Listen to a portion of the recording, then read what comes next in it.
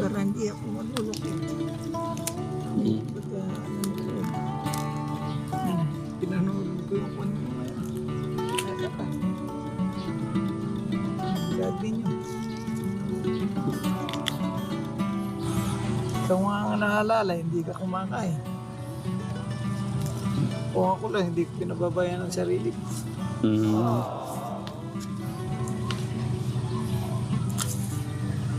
Kumakain sa oras. Mahirap kasi magkasakit. Sabi,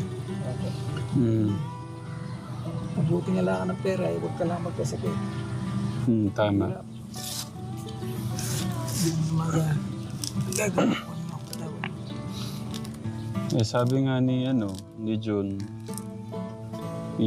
ano daw namin kayo, parang nilabas-labas. Nagaya siya.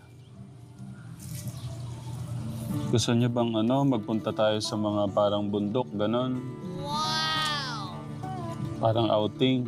Ano yung sinda mo kung gusto niyo ganun? Pero ngayon, ano yung parang umiikot-ikot sa isip niyo? Parang ganon. Yung parang iniisip niyo tang. Hindi, gusto ko lang kasi malaman. Yung iniisip ko, yung kalagayan mo. Okay naman ako. Yung iniisip ko. Yung kalagayan mo, bakit kung nagkukong ka, bakit hindi ka gano'ng kumakain, gano'n. Hindi, nagpa-fasting ako tang. Kasi parang bumibigat ako. Kung ako lang, hindi ko pinababayan ang katawan ko. Ano yung kain.